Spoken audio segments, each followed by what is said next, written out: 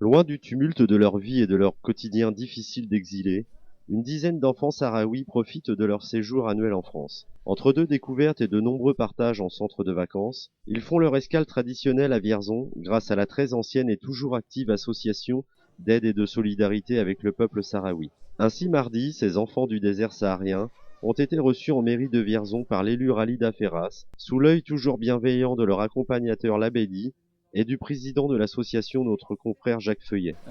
Oui, c'est la deuxième fois que je viens avec les enfants sahraouis à Vierzon.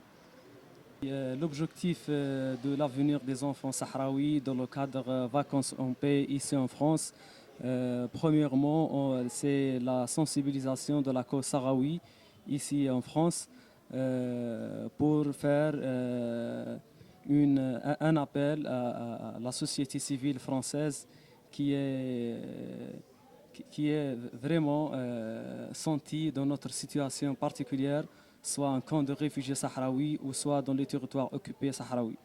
La situation sahraoui actuellement passe par une période très difficile dans les deux cas, dans les deux endroits, au territoire libéré, territoire occupé par le Maroc. C'est vraiment des catastrophes phénomènes concernant la torture, l'agression des autorités marocaines contre les civils sahraouis, particulièrement les enfants et les femmes. En plus, dans le camp de réfugiés, le conflit, ça passe longtemps. Ça fait 40 ans, nous sommes en exil, camp de réfugiés sahraouis. Les enfants sont très heureux pour être avec des familles d'accueil françaises. Ils sont bien passés leurs vacances. On fait, quitte le chaleur là-bas, camp de réfugiés, apprendre le français, toujours avec les centres de loisirs, avec les petits français, fait découvrir de la France plusieurs endroits qu'ils n'ont jamais vus en tant que toujours qui sont nés et agrandis dans l'exil.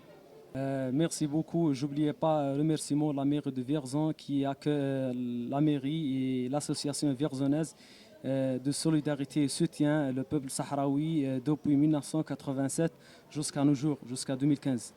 Merci à vous, à votre média aussi pour sensibiliser l'opinion publique française à notre situation et dans la cause sahraoui en général.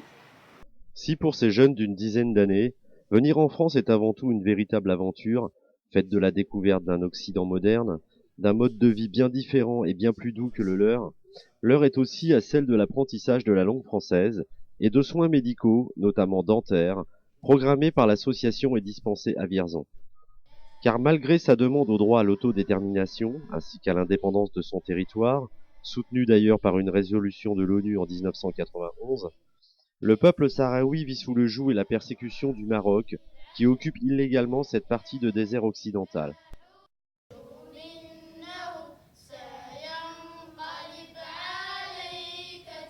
Alors que ces enfants devraient baigner encore dans l'âge de l'insouciance, ils évoquent dans leur chant et la langue de leurs ancêtres nomades l'étrange paradoxe de l'émerveillement et de la dureté de leur quotidien.